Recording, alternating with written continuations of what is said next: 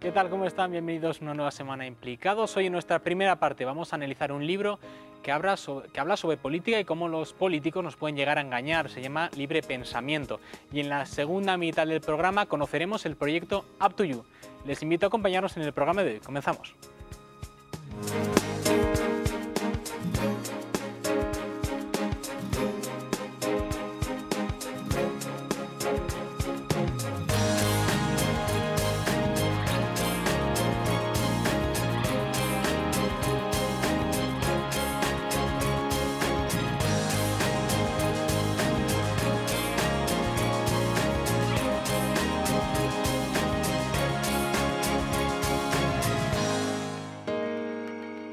La semana pasada, ya sabrán, bueno, pues fueron las elecciones y de esto, no de las elecciones precisamente, pero sí de política. Vamos a hablar ahora en nuestra primera parte sobre si los políticos con su discurso nos llegan a engañar, nos llegan a manipular, nos condicionan el voto.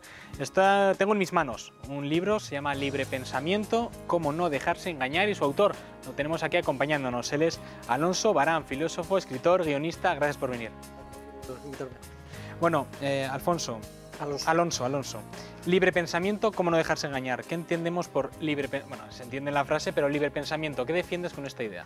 Bueno, el libre pensamiento es una corriente filosófica que existe desde el siglo XVIII y básicamente, en grandes rasgos, dice que el pensamiento individual, libre de dogmatismos, ¿no?, es el que permite que seas libre, ¿no? O sea, entonces, por eso, pues, aglutina diferentes disciplinas, ¿no? Tiene una visión holística al individuo para poder pensar con libertad, ¿no? Entonces, pues huye de la religión, huye del dogmatismo político, y lo que ofrece una serie de herramientas pues, que se basan desde mecanismos psicológicos, filosofía moral, filosofía de religión, bueno, aglutina muchas mecánicas para no dejarse engañar por el discurso político.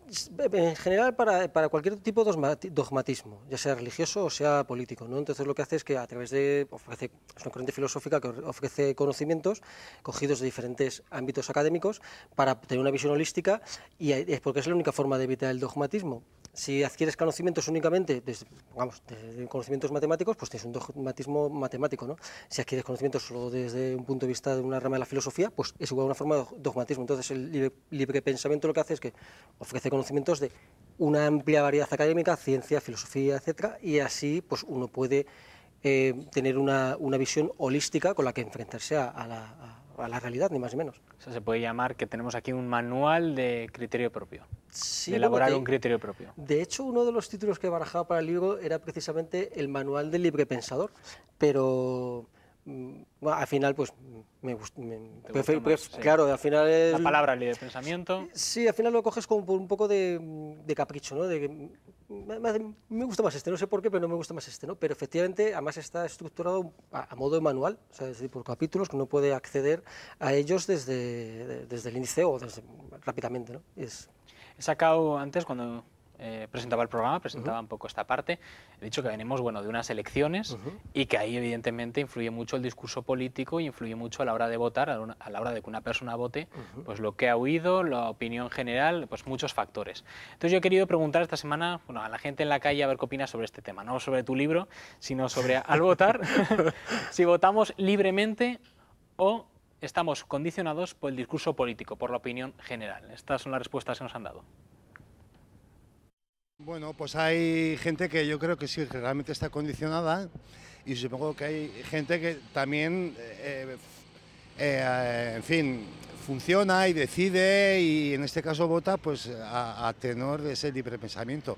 Yo trato o pienso que estoy en los segundos. Los políticos lo único que hacen es comernos el tarro para que les votemos, y luego hacen de su capa un sayo y nos dejan, por lo menos hasta hoy, y nos dejan a todos, al que le ha votado, al que lo ha puesto ahí, yo creo que nos deja abandonado. Te envuelven, te dicen esto, te dicen lo otro, y luego al final te encuentras que no es, que lo que decían pues no es una realidad. Entonces, pues que nos engañan, vamos, que nos engañan. Yo creo que está más condicionado, creo, y por miedo a perder lo que tienen. Yo creo que votamos, no sé, libremente y en base a nuestras ideas, no a las ideas de los políticos, porque los políticos para mí, cero, mucho manipulan. Piensan dar todo, pero para ellos, para sus poltronas, para sus puestos, nada más. El pueblo, nada. Muy condicionada, totalmente. Los poderes fácticos funcionan aquí a la perfección, en el Estado. Eso lo mueven muy bien ellos. Normalmente suele haber individualmente un pensamiento totalmente individual. Las personas, sean de derechas o de izquierdas, tienen pensamiento individual. Pero los medios de comunicación y los poderes fácticos son tan fuertes que al final hace influir a la gente que no tiene un carácter propio, legítimo, de pueblo, pues para votar cosas que se confunde totalmente, porque votar a la derecha cuando hay una corrupción terrible, pues no sé a dónde vamos, ¿no? Bueno, pues un poco de todo. O sea, Alonso, ¿qué opinas de esto que hemos oído? Al menos la opinión de si estamos votando con libertad o influidos. Bueno, parece que la balanza se ha decantado, ¿no? Si hacemos una pequeña encuesta, se ha decantado ahí a favor de que estamos condicionados. Yo realmente es que votar libremente, o sea, se utilizan determinadas técnicas para inducir comportamientos, ¿no? Entonces, ¿qué es votar libremente? Ser consciente de cuál es la ideología, la conoces, tu ideología, y dices, bueno, pues a mí me gusta más este tipo de ideología y voto a quien sé que va a llevar este programa ideológico, lo va a hacer efectivo, ¿no? Entonces dices, ahí votas libremente y dices, bueno, pues sea pues un liberal social, un liberal conservador, un comunista, un socialista, lo que quieras, ¿no? O sea, dices, bueno, esto es lo que ocurre es que normalmente se inducen comportamientos a través de las emociones, ¿no? Entonces había una persona ahí, hemos visto, que decía, pues a través del miedo o a través de la ira. Entonces, a partir de ahí ya no estás votando libremente, porque ya no estás votando a lo que tú consideras que es más justo o más beneficioso para la sociedad según tus bases ideológicas. Estás votando pues guiado por una emoción, ya sea la ira, el miedo o el anhelo, ¿no? El anhelo de conseguir algo que te prometan, ¿no? Entonces, ¿qué ocurre? Que ya no estás votando libremente porque estás votando en función de una emoción que se ha estimulado para poder dirigir tu mente basándose en esa emoción. Que se ha estimulado, desde la política se ha estimulado una emoción como puede ser el odio, al contrario, vamos a fastidiarles, ¿no? Por supuesto, el odio, el miedo, el anhelo, o sea, es decir, pongamos un ejemplo, que me encantan los un ejemplo, sí. Voy a llegar al gobierno y voy a hacer una serie de recortes sociales para poder equilibrar los presupuestos. Bueno, esa persona no se lleva ni un solo voto, ¿no? Lógicamente. Claro. ¿No? ¿Qué es lo que dicen? No, yo cuando llegue al gobierno voy a bajar los impuestos y voy a arreglar la economía. O otra cosa, ¿no? Lo que voy a hacer va a ser, cuando llegue al gobierno, es dar una paga a todo el mundo y tal. Bueno, son dos anhelos diferentes enfocados a diferentes estratos sociales, que es donde tienen su caladero de votos, ¿no? Entonces, ese mismo anhelo de conseguir algo, tú ya no estás viendo pues que hay una ideología detrás que es la que va a poner en marcha. Es decir, el que es un liberal conservador va a hacer una serie de cosas con su ideología y el que es un socialista va a hacer una serie de cosas con su ideología. Pero te prometen algo, te dan ese anhelo y tú ya votas pensando en eso. O, como decías tú, el odio al contrario, ¿no? Estimulan la ira o estimulan el miedo y entonces tú solo estás viendo que, mira, yo es que no quiero que ganen estos y voy a votar a estos otros. O solo para que no ganen eso, o para echar al que está de alcalde y que dice, no me gusta y vamos a ir a por ellos porque... Claro, entonces o sea, ¿eso es una motivación más que lo que está opinando el partido que estás votando? O sea, decir, no sé muy bien qué opinas de partido, pero lo que no quiero es que estén nosotros. Es que ese es el problema, el problema es que es volver a la gente emocional, ¿no? Si tú votas por la ira, por el miedo o por el odio, no estás votando un programa ideológico. Y luego, pues, vienen las sorpresas, ¿no? Luego viene esta persona, pues hace una determinada, actúa de una forma en la sociedad, pero que te resulta una sorpresa que haga recortes o que haga otras cosas. Oiga, claro. Si es que va en su programa ideológico, es un liberal conservador y quiere reducir al mínimo el Estado. ¿Qué va a hacer? Pues recortar, ¿no? Pero tú has votado a un anhelo que luego no se ha cumplido. Entonces, ese secuestro emocional que hacen es lo que yo considero que no te permite votar con libertad, porque si no pones las cartas, votar con la libertad sería, estas son las cartas que pongo encima de la mesa, esta es mi ideología, esto es lo que voy a hacer, y hacerles cumplir eso luego, ¿no? Claro. Y entonces dices, bueno, pues elijo esto porque creo que es mejor, y no elijo esto porque creo que voy a fastidiar al otro, no quiero que esté en el poder, ¿no? ¿No votamos según nuestras propias ideas? La pregunta que a veces me da la sensación, ¿no? Me parece curioso cuando tanta gente comparte tantas cosas todos. O sea, me parece más una secta que un partido. Te pongo un ejemplo. Imagínate que yo tengo, bueno, un ejemplo, no un ejemplo concreto, sino abstracto. Yo tengo mis ideas y es muy difícil que exista realmente un partido con el que yo comulgue en todo. Pero sí que se da casos de gente que parece, bueno, que van todos a una, que es normal en política. Es decir, votamos o nos unimos un partido en base a nuestras ideas, o llegamos y decimos, bueno, a ver qué piensan estos. Vale, piensa esto. Vale, pues entonces yo tengo que pensar esto y me adapto. Es muy buena pregunta. Bueno, que todas las personas compartan unas mismas ideas se debe a un espacio epistémico, ¿no? Es decir, nosotros vivimos dentro de un conjunto de ideas y ya, pues esas ya definen tu pensamiento. Pongo un ejemplo, es el concepto de creación del universo. Eso es una idea cristiana. Los griegos no tenían la idea de creación, el universo era eterno.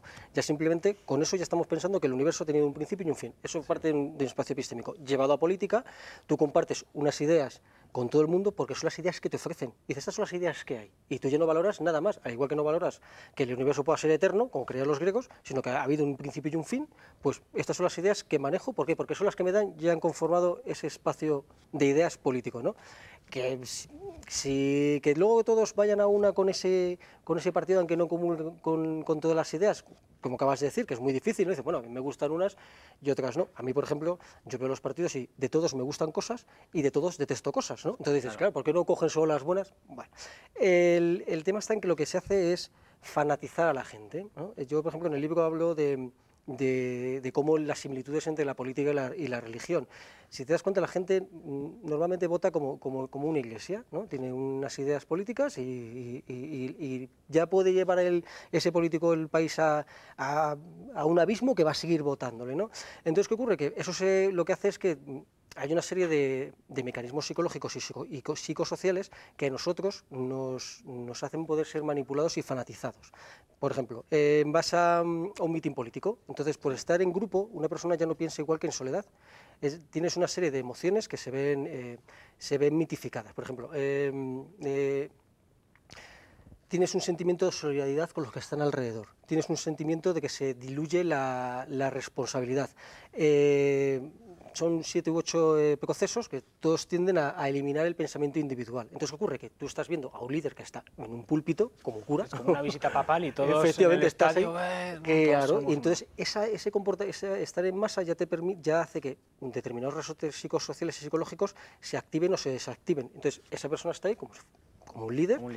Suelta su soflama política y a ti te entra pues, como un cuchillo, ¿no? Entonces, ¿qué ocurre? Que eso es lo que hace que se vaya fanatizando a la gente, porque es un proceso psicológico y al final se incentiva ese proceso de fanatismo, con lo que se llama falsa dicotomía. Ellos son malos y yo soy bueno, claro, ¿no? Entonces, ¿qué ocurre? Que tú incentivas constantemente el contrasentido, es decir, el contrasentido lo que hace es crear sentido. Yo quiero crear un sentido y digo, mira, la noche es eso que no es el día, ya te crea un sentido, ¿verdad? Con dos, bueno, pues ellos son malos y yo soy bueno, ya te crea un sentido. Entonces eso ya está dirigiendo tu pensamiento a que veas a esa persona que hace esa falsa dicotomía, pues como un líder irrefutable. Claro. Y al otro como el malo.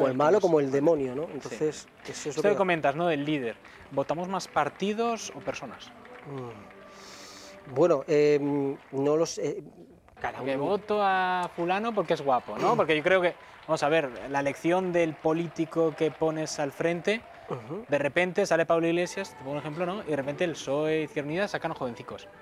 Entonces dices, ¿a quién estamos votando? ¿Al partido por sus ideas o al que está en cabeza porque es guapo, me cae bien, tiene presencia? Bueno, son dos cosas diferentes. El que se pongan políticos jóvenes, es lógico, ahora hay unas políticas emergentes que son jóvenes, claro. Pero psicológicamente el ser humano, pues esto ya se hace en el Neolítico, cuando había épocas de crisis, lo que se hacía era se ponían a la persona joven y fuerte para sacar a la población de esa crisis. Y cuando las cosas iban bien, cogían a una persona más mayor para que fuese más conservador. Entonces, psicológicamente, el ser humano está preconfigurado para apostar por la juventud en momentos de crisis y apostar por pues gente más mayor, para ser más conservadores en las épocas que va bien en la sociedad. Entonces, ¿qué ocurre? Que yo creo que eso los estrategas políticos no se les pasa por alto, ¿no? ese conocimiento. Luego, que votamos más a líderes o a ideas, pues Realmente hay una cosa que está clarísima, es que es fácil dirigirse hacia una punta de lanza. Me explico, yo puedo dirigir mi pensamiento a una persona o a un color, ¿no? Es más sencillo que decir, mira, te voy a mostrar una pluralidad de personas, cada una tiene un discurso diferente y unas ideas que se entran dentro de una ideología, le estás dando a la gente demasiadas cosas en las que pensar. Una sola idea, un eslogan, una cabeza visible, eso hace que direcciones la atención hacia un solo punto, ¿no? Y no dispersarlo y convertirlo en algo multicéfalo, que al final pues dices, no sé ni a quién voy a votar ni lo que están pensando, ¿no? Entonces también está estudiado el hecho de que la gente tiende a seguir un líder, ¿no? Y pues bueno, ¿no? Y sobre los temas que saltan siempre a la palestra cuando hablamos de política, sobre todo en campaña, que hay pues unos temas determinados, que hay 1000 temas en un país para hablar, pero siempre hay varios, ¿no? ¿Quién elige estos temas que están de moda? O sea, ¿quién los pone? Los propios políticos, quiero decir, hay temas, pongo algunos ejemplos, que son pues desgracias que sí que existen, pero que a mí me parecen de perogrullo. Estamos en el debate a 4, de los 4 candidatos, y salen varios temas. Sale, por ejemplo, la violencia de género, que es un tema, bueno, pues que es una desgracia que está pasando en nuestro país, pero se dice, ¿ustedes qué opinan de la violencia de género? No, ¿ustedes qué van a opinar? ¿Qué van a hacer? ¿Qué van a decir? Va a decir uno de ellos, no, a mí me parece fantástico. Es decir, son obviedades, yo veo eso y digo, ¿qué preguntan estas obviedades? Es decir, hay temas que son temas de minipunto, de, venga, sácame este tema para que ponga el minipunto. Bueno, más bien son temas que la opinión pública está pendiente de ellos porque hay una cobertura mediática. Entonces, ¿qué ocurre? Que dice, si los medios de comunicación hablan mucho sobre la violencia de género, lo que tienen los medios de comunicación es una influencia desmesurada sobre la forma de pensar que tenemos. O sea, eso nos da una visión, los medios de comunicación a través de una serie de mecanismos se dan una visión de la realidad y que se puede convertir en una falsa realidad o una realidad, ¿no? Hablamos de la violencia de género. Sale mucho en los medios de comunicación que existe violencia de género, la población luego le da importancia, ¿por qué? Porque cuantas más veces hables de algún medio de comunicación, eso genera más importancia a la gente. Si tú estás hablando constantemente de violencia de género o de cualquier otro tema, eso le das importancia porque lo estás viendo constantemente. Entonces, claro, pues el político dice, voy a hablar de esto que resulta que tiene importancia para la gente porque se ha dado una cobertura mediática. No voy a hablar de, por ejemplo, pues, yo qué sé, el Toro de la Vega. Sí, de cualquier otro tema. ¿Por qué? Porque va a decir la gente, no me interesa nada de lo que está hablando, me interesa que hable de la violencia de género.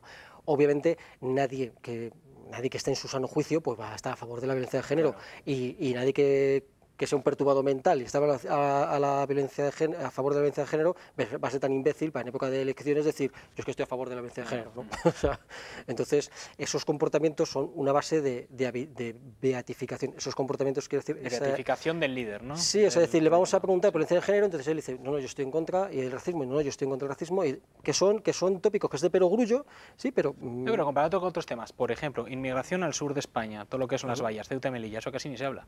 Entonces, digamos, ahí en el debate a 4 ni se tocó, y ahí mueren personas cada semana, como quien dice.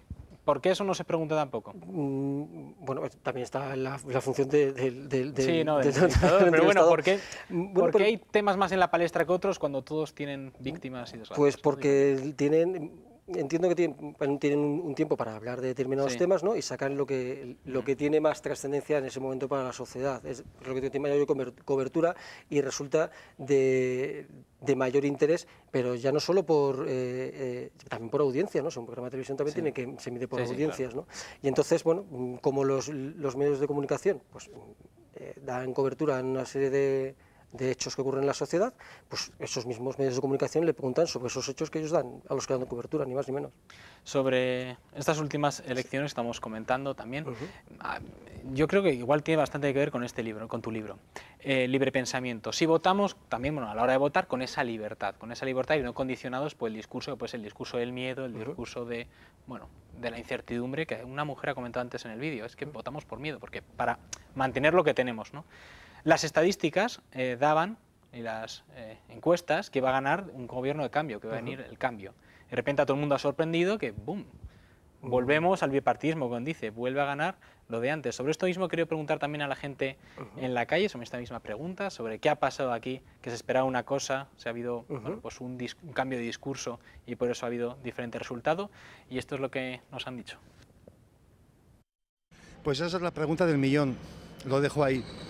Yo me la hago a mí mismo también. Es la pregunta del millón. Yo creo que las propias encuestas, los sociólogos, los propios partidos que pensaban que iba a ser de otra manera, tampoco se lo explican. No sé si hay muchos referentes en la historia más reciente en este país, pero la verdad es que es una pregunta que tiene una respuesta realmente difícil. Yo no te la sé dar. Bueno, es que en general yo pienso que la gente es temerosa. En general la gente es temerosa. Entonces, igual no se dan cuenta de que esa nueva savia puede solucionar esa problemática que acabo de comentar yo, anterior, con otras fuerzas, con otras... No sé, yo creo que no hay atrevimiento. Entonces, ante esa inquietud, yo creo que al final pues dicen, vamos más o menos a lo seguro. Es decir, a lo seguro, a que los vuelvan a engañar, claro, como siempre, pero bueno. Más vale malo conocido que bueno por conocer. Pues porque el pueblo ha querido eso. Si el pueblo vota a una coalición o a un presidente o a una persona, es que lo quiere. Si hubieran querido los otros, le hubieran votado a los otros. Me resulta muy curiosa la frase, más vale malo conocido que bueno por conocer. Es decir, a última hora se ha incentivado este discurso del miedo. Yo sinceramente, bueno, en las encuestas yo también había escuchado que iba a quedar todo más o menos igual que en diciembre, y es lo que ha ocurrido, o sea, más o menos han tenido. Luego yo sí he escuchado mucho que había pues que es una forma de manipulación a través del lenguaje, ni más ni menos, que es decir, estamos a punto de ganar, nos falta muy poco, y entonces yo decía, bueno, ellos ¿en qué se basan para decir que va a haber un gobierno del cambio, que van a ganar? No, lo están diciendo ellos, pero ¿en qué se basan? En unas encuestas que hacen en determinadas zonas. Yo más bien identificaba eso como el hecho de estamos a punto, vamos a hacer el cambio, únete a este movimiento, y que era más que nada pues un discurso más que que tuviese una base real, porque las encuestas que hacen pues se hace por paneles, ¿no? O sea, cojo unas cuantas personas en una zona determinada y eso lo extiendo a una población. Bueno, pues es que luego el voto del miedo, bueno, claro, es que cada uno hace su discurso basado en las emociones, o sea, de un bando utilizan el miedo y de otro bando utilizan la ira y la esperanza. En el libro pongo hay una cosa que se llama teoría de justificación del sistema, que dice que el ser humano tiene tres necesidades básicas, que son sentirse valioso, sentirse que forma parte de un grupo que es valioso y sentir que forma parte de un sistema que es justo. Si esas necesidades se ven contradichas, entonces pues, no aceptas el sistema. Bueno, hasta ahí parece algo lógico y que todo el mundo... Sí. Yo lo que digo es que ya lo que pasa es que esto no se le escapa a esta gente, se le escapa a los políticos. Entonces, ¿qué hacen? Pues utilizan el discurso basándose en esto. El que está satisfecho con el sistema, ¿no? El que tiene sus necesidades, que se siente valioso, que está en un grupo valioso y que forma parte de un sistema que es justo, ¿qué va a hacer? Va a utilizar el miedo al cambio, ¿no? Es decir, el cambio va a implicar un cambio de tu estatus. Tú estás satisfecho, si no me votas a mí, viene el cambio y tu estatus se va a ver perjudicado. El que tiene su caladero de votos en gente que no está contenta con el sistema, ¿qué va a hacer? Pues va a estimular la esperanza, ¿no? El hecho, no, yo voy a hacer que forméis parte de un sistema justo. Entonces, ¿qué ocurre? Que basándose en esas tres necesidades psicológicas que tiene el ser humano, se utiliza una emoción u otra en un discurso para poder dirigir el pensamiento de tus votantes, ni más ni menos. Entonces dices, si hay gente que no está contenta con el sistema, ¿qué le voy a decir? Que voy a cambiar el sistema. Si hay gente que está contenta con el sistema, ¿qué voy a decir? Que yo no voy a cambiar el sistema. Entonces utilizo unas emociones para, digamos, dar un valor semántico a mis palabras. También respecto a otra actitud que suelen tener mucho los políticos, no es aquí ves una estrategia también para influir, digamos, en el pensamiento colectivo o que realmente lo sienten así. Ahora, por ejemplo, pues está muy de moda, ¿no? Decir, oye, que el alcalde o el gobernante, que siempre ha sido en toda la historia una figura de respeto, diga, no, soy uno más del pueblo y haga pues, alguna serie de gestos como rebajando y no, es que... Es decir, ¿esto realmente es bueno para la política, este tipo de actitud? Porque yo entiendo que el que gobierna, y el que por algo será elegido para que tome decisiones. ¿Este tipo de actitudes se toman realmente porque ellos se sienten del pueblo o también para condicionar en plan, mira, nosotros somos y el resto son los...? Bueno, o sea, que los políticos besen niños en la época de elecciones es algo muy, muy común, ¿no? O sea, realmente se hace como forma de acercamiento. la política, ¿no? tiene un valor democrático, es indudable, y es muy diferente a lo que es la monarquía en el sentido de lo que estamos hablando del icono, del líder. O sea, a los monarcas se les desde el siglo XIV, XV, empezó a utilizarse una iconografía para dar la sensación de alteza, soy un rey, tú tienes que respetar mi autoridad porque lo digo yo y ya está. En el gobernante que necesita votos para legitimarse, pues hombre, tiene que dar un aspecto de, oye, yo soy alguien que sé cuáles son tus problemas, soy cercano a ti y sé por las cosas malas que estás pasando, no estoy en mi torre de marfil, ¿no? Entonces, eso precisamente se hace para acercar al gobernante al pueblo. Bueno, hay que mirar a los americanos en este sentido. ¿Qué hace Obama? Si Obama es casi muchas veces hasta un humorista, ¿no? Hace chascarrillos, enseña a la gente lo que hace el día de Navidad, tiene su perro, dan una visión humana del político, porque eso lo que hace es que te sientas cercano a él y que puedas depositar tu confianza en un voto hacia esa persona. Y si es una persona fría y altiva, pues dices, bueno, yo no me fío. Pues mira, entre el que me fío y el que no me fío, pues la ansiedad manda, ¿no? Al que me fío, y lo hacen pues que son gobernantes y que están para gobernar, pero dan esa cercanía pues para captar votos menos. En tu libro también hablas, lo has comentado anteriormente, de que la democracia es una especie de religión. Sí. Bueno, Nietzsche dijo que Dios había muerto. Bueno, él constató que la idea de Dios, porque ya somos tan religiosos en la sociedad, ¿no? Entonces él decía que ese vacío trascendental que ha dejado la idea de Dios puede ser llenado con cualquier otra idea. Entonces yo digo que es con la democracia con lo que se ha llenado. ¿En qué me baso en esto? No es una mera opinión, ¿no? Encuentro muchas similitudes. Por ejemplo, Dios es un ente abstracto que está en todas partes. La democracia es una idea abstracta que también está en todas partes. Hay mesías religiosos y hay mesías políticos. Hay sacerdotes que interceden entre la democracia y el pueblo, y los profanos, ¿no? Antes eran sacerdotes religiosos, ya no es, pues, como dices tú, el alcalde, el senador, bien.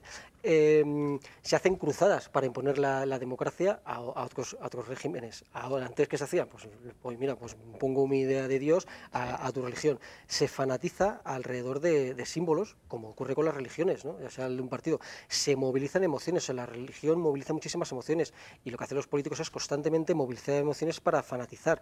Entonces, ¿qué ocurre? Que cualquier cosa que diga un político que diga que está relacionada con democracia, dice la palabra democracia y es como se beatifica. Es como antes que decía un cura, es que está dicho palabra por Dios, palabra de Dios. Esto es democrático. Esto lo ha elegido la democracia. Bueno, oiga, pues entonces, por eso digo que ese vacío trascendental que tiene el ser humano, que nosotros tendemos a la trascendencia, pues ya no tenemos un Dios en el que llenarlo, y se llena pues con la idea de democracia. Y sí, hay rituales como las elecciones, los mítines. Son el domingo, como la misa. Efectivamente, los mítines. Entonces, pues bueno, esas similitudes, con las lógicas diferencias, sí, claro. Pero bueno, que tampoco nos debe extrañar, que es que la política y la religión han ido de la mano desde la antigüedad. ¿Se ha idealizado la democracia, tú crees? Es que es una idea, la democracia al fin y al cabo... No, pero idealizar, como es mucha gente dirá, bueno, pues es de las soluciones que hay, la menos mala. Bueno, yo creo que habrá gente que dice, no, es la solución. Es la voz del pueblo. Pero bueno, la voz del pueblo, ¿hasta qué punto? Por ejemplo, un ejemplo muy básico, ¿vale? ¿Por qué no hay democracia en la Iglesia? Que si se eligiera el Papa entre todos, digamos, entre el pueblo elige al Papa, supongo que igual la gente no tiene ni los conocimientos teológicos que tendrá el que tenga que elegir, ni la cultura, ni los estudios. Es como si elegimos, es decir, es una manera de salvaguardar un poco el orden, ¿no? Claro. O si, por ejemplo, se elige al médico cirujano de un hospital, lo eligen, bueno, pues en vez de elegir el director, lo va eligiendo la plantilla, bueno, pues... No, yo prefiero que me opere el cirujano que sea el más competente y no el que esté elegido democráticamente, ¿no? Porque imagínate que es un demagogo que ha prometido a que va a dar a todo el mundo cualquier cosa en el hospital y luego es el más incompetente, ¿no? Respecto a la religión, bueno, el Papa lo eligen los cardenales, ¿no? Sí, los cardenales. Es una oligarquía y tal. En realidad el Papa puede salir cualquiera. Pero bueno, pero es que se supone que es el envío de Dios, ¿no? Entonces no puede salir. Pero sí, efectivamente, ahí no impera la democracia. ¿Qué ocurre con nuestros...? ¿La democracia es el mejor sistema que se ha inventado, el mejor sistema de gobierno? Por supuesto que sí. O sea, yo tengo una cosa muy clara, ¿no? Y es que, oiga, yo debo ser dueño de mi destino y no seguir los designios, dueño de mi destino dentro de una sociedad, ¿no? O sea, no hacer lo que me da la gana. Y no seguir los caprichos y los designios de un líder que es un tirano y tal. Entonces, ¿es el mejor sistema? Desde luego. ¿Es mejorable? Por supuesto. ¿Es empeorable? Claro que sí. Es decir, el conocimiento es acumulativo, pero podemos retroceder en las libertades y los derechos de un plumazo, ¿no? Entonces, claro. Hay que estar siempre alerta para que no nos engañen, ¿no? Ni más ni menos. Entonces, ¿se ha idealizado la democracia? Bueno, en mi caso, yo creo que más que una idealización es también una demostración, ¿no? Se ha demostrado que a lo largo de la historia las épocas que han sido más felices para la ciudadanía son las democráticas, y las tiranías y las monarquías pues no lo han sido. Claro, la democracia también permite que haya gobernantes que amparen a políticos corruptos, o no sé qué, no, es decir, tiene como su lado de que el pueblo, al fin y al cabo, elige a un señor, y ese señor, bueno, pues luego también hace y deshace como quiere, eso es así. Sí. O sea, pero son 4 años dices, tengo que aguantarle 4 años, ¿no? O sea, el problema está en que tú coges a alguien por una dinastía claro, esto a los hijos de los hijos de los hijos. Y ya puede ser, y son corruptos. Entonces, el problema está también en que yo creo que lo que se ha idealizado, bueno, más que idealizado, ha sido estimulado por los propios políticos, el hecho de decir que por haber sido elegido democráticamente, ¿no?, te salvaguardas de muchos pecados, ¿no? Claro. Y no es así, es decir, escuchamos muchísimo a muchos gobernantes que dicen que no, yo hago todo pues por el bien social, etcétera, etcétera. Bueno, yo lo que creo es que el que le gusta el fútbol se hace futbolista, el que le gusta escribir se hace escritor, y el que le gusta el poder se hace político, y el que le gusta ayudar se hace una ONG, ¿no? Pero claro, eso que hablábamos antes, de lo que decías antes, de que son cosas como de perogrullo. Oiga, la violencia de género, hombre, sabemos que va a decir que no está en contra de la violencia de género, que está en contra de la violencia de género un político, ¿no? Pues igualmente va a decir que él quiere el bien de la sociedad y que es casi como un amigo fiel para todo el mundo, ¿no? No, bueno, es una persona que se mete en política porque el poder es inherente a la política, o sea, no está ahí, entonces se mete a eso porque... ahí va también con lo del alcalde que va de que soy uno de vosotros, no es uno de nosotros, es el tío que tiene el poder en mi ciudad. Efectivamente, entonces él se ha metido al alcalde, ¿por qué? Porque quiere poder, si quiere ayudar a... Pues hay muchísimas formas, ¿no? Hay ONGs y tal. Entonces, ¿qué ocurre? Que luego va a hacer y va a deshacer lo que le venga en gana el gobernante dentro de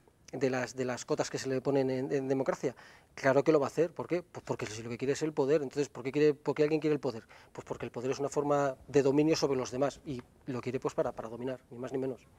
Bueno, Alonso, te quiero agradecer muchísimo el que hayas venido desde Madrid también a esta entrevista, aquí a presentar tu libro. ¿Cómo iba a faltar? Libre pensamiento, cómo no dejarse engañar. Bueno, pues un imprescindible, además, bueno, todo lo que estamos hablando aquí, más cosas ampliadas.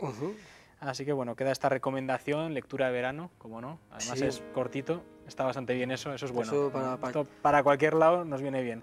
Mil gracias, Alonso, por haber venido. Gracias a ti. Bueno, y ahora pasamos unos minutos a publicidad y a la vuelta regresamos para conocer el proyecto Up to You.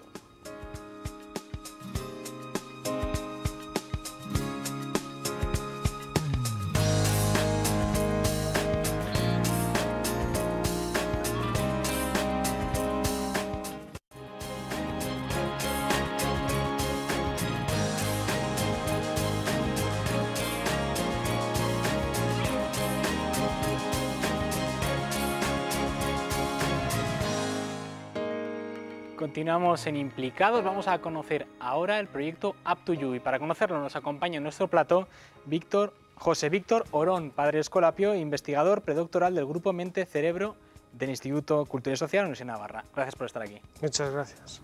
Bueno, ¿qué es el proyecto Up to You? Bueno, pues el proyecto Up to You es una plataforma educativa que pretende pues poner su granito de arena en lo que es la mejora de lo que es la educación a través de la educación emocional, ¿no? Porque se sabe y se conoce pues que lo que es la calidad del acto educativo se juega mucho más en las relaciones interpersonales que en el qué hace el profesor en el aula. Y esas relaciones interpersonales tienen un lenguaje muy emocional, ¿no? Entonces la idea que subyace y que está detrás de todo es que, entrando por la vía emocional, ayudando al profesor y al alumno en cómo puede producirse esta relación y este crecimiento personal, a través de las emociones se puede ayudar a una mejora del acto educativo en sí. Y del rendimiento académico. Tiene muchos efectos y entre ellos pues esperemos que tenga ese también. Se presentó el pasado 22 de junio en Civicán. Cuéntanos un poco en qué consiste este proyecto. ¿Cuáles son sus fases? ¿Cómo lo habéis gestado? Bueno, pues el proyecto tiene que ver pues tanto con mi experiencia personal, que he estado pues de educador durante 15 años en centros escolapios de secundaria y de bachiller, ¿no? Y a partir de ahí pues bueno, se va gestando una una experiencia y unas certezas. Digamos que con eso uno va generando intuiciones de lo que funciona y de lo que no, ¿no? Pasado este tiempo, pues desde la misma orden pues se ofreció la posibilidad de poder abrir un tiempo de investigación con la intención de que lo que se investigara repercutiera en beneficio del propio ministerio nuestro, del acto educativo, ¿no?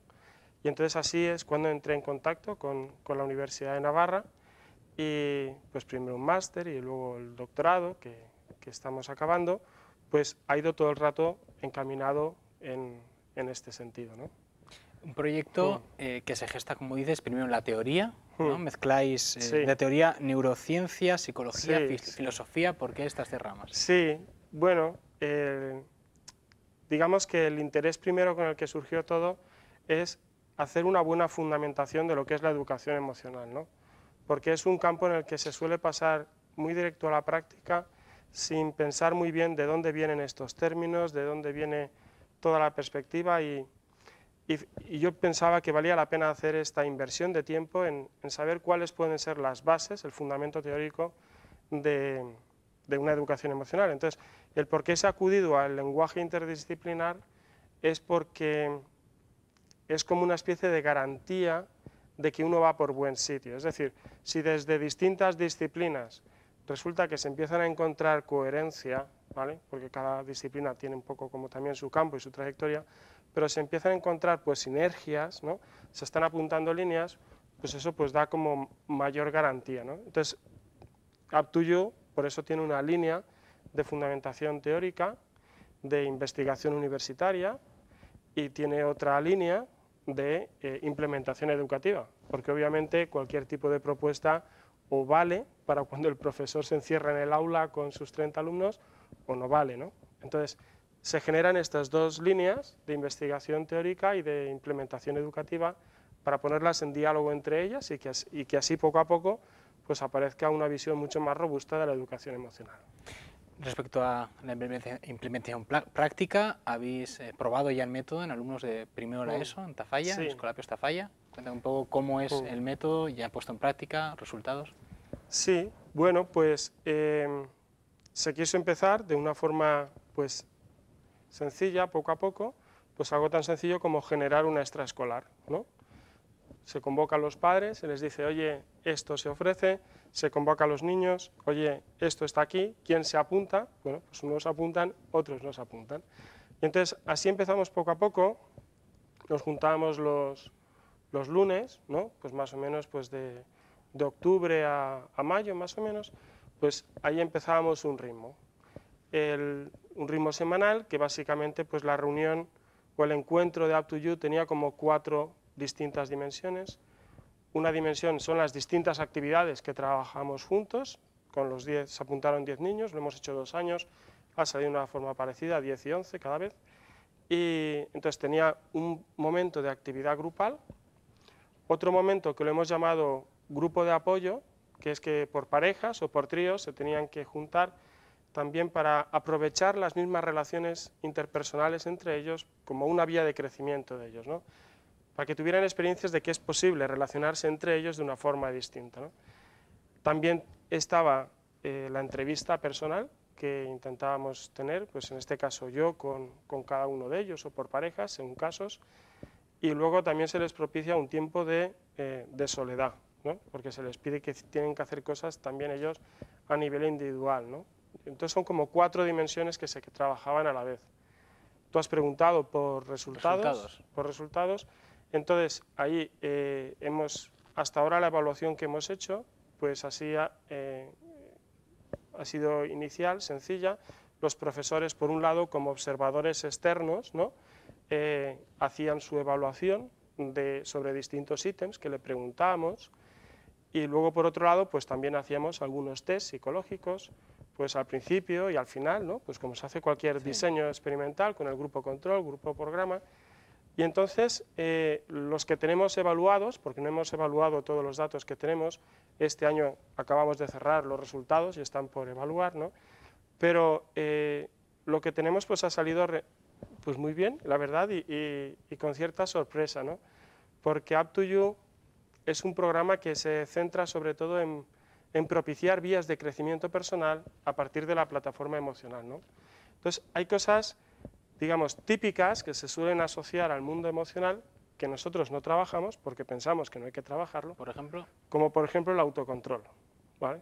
Luego, si quieres, te explico por qué no es una buena opción centrar un programa de educación emocional sobre el autocontrol. Pero queríamos evaluar una cosa. Nosotros hacemos una apuesta educativa donde no tocamos el autocontrol ni le decimos a nadie que tiene que controlarse. Es otra cosa distinta a la que hacemos, es propiciar vías de crecimiento, pero queríamos evaluar, bueno, ¿y esto de rebote tendrá algún efecto sobre temas de impulsividad, ¿no? Entonces la verdad es que los resultados salen pues llamativos, porque mientras que el grupo control, o sea, la gente que no ha participado en el programa, a lo largo del curso, pues bueno, va dando mayores resultados en impulsividad, en cambio, en el grupo del programa salen menores, ¿no?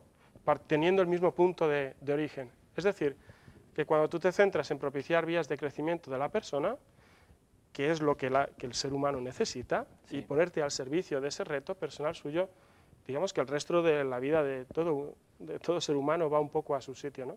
Entonces, eso fue uno de los resultados que evaluamos. O sea, que colateralmente también se trabajan ese tema como el autocontrol, que en un principio no lo queréis trabajar. Exacto. Luego, si quieres, hablamos un poco más de eso. Sí, sí. ¿Por qué se rechaza eso? Y lo otro que se ha querido evaluar es algo que sí que se trabaja, entonces para tener como un par de elementos de referencia, ¿no? Y una de las cosas que sí que se trabaja es como el tipo de mentalidad, la creencia o el pensamiento que tiene el joven sobre lo que son sus posibilidades, ¿no? Si uno piensa pues que la vida está acomodada, hay lo que hay, ¿no? O si uno, pues bueno, puede generar vías alternativas donde abre novedad y crecimiento, ¿no? Y exactamente igual, pues veíamos que mientras el punto inicial de la gente del programa y control pues era el mismo, no salían diferencias significativas, al final se veía, ¿no?, que la gente que participaba del programa iba haciendo un tránsito en su forma de entender la vida, ¿no?, como abierta a posibilidades, ¿no?, mientras que los que no, pues se iba quedando una estructura como más fijada, ¿no?, hay lo que hay, ¿no?, y cada uno da de sí lo que da de sí, y parece que hay poco margen a la intervención, ¿no? Entonces, estos son dos resultados que se han evaluado y, bueno, y ahí están, esperando, o sea, por esto que decía al principio, formo parte del grupo Mente-Cerebro, ¿no?, y se quiere con la evaluación dar un paso adelante, ¿no?, y poder hacer evaluación neuropsicológica también, y no simplemente un test psicológico. Claro. Lleváis 2 años poniéndolo en práctica. Sí. El objetivo, el horizonte es implementarlo en... que los propios colegios puedan aplicar esto mismo, crear talleres externos al colegio. O sea, el horizonte es, Up2You es una plataforma para la mejora de la educación a través de la educación emocional, y entonces tiene 2 líneas, la línea de investigación teórica y la línea de implementación, ¿no? Y las 2 tienen que crecer. La de implementación, el objetivo no es tanto que al final en todos los colegios se aplique un librito que se llame Up2You, sino lo que se pretende es, a propósito de toda la formación que se desarrolla y también de los materiales que hay, generar procesos de la propia renovación del acto educativo. Claro. Entonces, porque es que no es tanto un tema de aplicar el programa, sino que es porque es absurdo un tema que incentive quizás a escuelas y a colegios a aplicar estas metodologías. Sí, pero el objetivo es como bastante ambicioso, porque no es simplemente conseguir que un colegio diga, vale, pues voy a hacer esto en la tutoría, ¿no?, sino que el objetivo es que el colegio entero, más allá de que lo que el profesor tutor haga o deje de hacer, entienda esta dinámica, porque es que es absurdo que se plantee un tipo de relaciones y se esté, digamos, ofreciendo una perspectiva en una asignatura si el resto del colegio no participa del mismo sentir, ¿no? Claro. Estaríamos dividiendo, o sea, sometiendo a una tensión al niño de que cada uno lo lleva por un lado, es una situación difícil, ¿no? Lo que comentabas antes del autocontrol, ¿por qué no es bueno trabajarlo? Sí, es que digamos que la fama que le viene a todo esto de la educación emocional es asociado a una especie de eslogan, ¿no?, la regulación emocional, te tienes que regular, ¿no? Sí. Tal. Control de tus propias emociones, autocontrol. Sí. Es de donde viene, ¿no? Pero es, yo creo que un mal planteamiento, y voy a intentar decir por qué de una forma rápida, ¿no? Mira, todo esto del mundo de la educación emocional surge en el mundo empresarial norteamericano, donde tiene una idea bien clara. El empresario quiere que la empresa funcione bien, salga dinero, ¿no? Sí. Pero se encuentra con cosas, ¿no? Entre otras cosas es que él es un ser humano y sus emociones a veces le pueden jugar malas pasadas, o que el ambiente en la empresa no funciona bien. Entonces, digamos que lo primero que aparece es que se establece un objetivo y todo se regula, entre ellos las emociones. Entonces, este es como el punto de arranque donde ha nacido, y de hecho, de este mundo empresarial norteamericano es de donde luego se ha ido derivando que si el coaching, ¿no? Porque el coaching es dime tú qué quieres y yo te ayudo a conseguirlo. O sea, es esta mentalidad de funcionar para un objetivo predeterminado y todo lo demás ajustarlo. Y así se ha querido llevar también a la adolescencia, digamos que poniendo objetivos. Bueno, pues queremos que los jóvenes estén bien, bienestar, que tengan una buena autoestima, y sin mucha reflexión y criterio de qué es lo que está viviendo un joven, se ha querido poner en esta mentalidad, ¿no? Entonces, digamos que en ese sentido las emociones se ven como una especie de estorbo, ¿no? Porque pueden desviar al joven de un objetivo concreto, ¿no? Que a veces es como preestablecido por el mundo adulto, tienes que hacer esto, ¿no?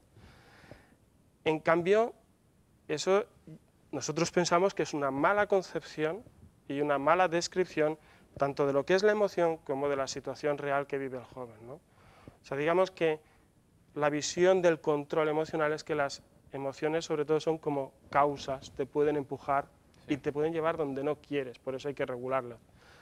Pero si en lugar de ver así las emociones se ven un poco, pues como además estudiando se ve que salen, las emociones en lugar de ser causa son fundamentalmente efecto.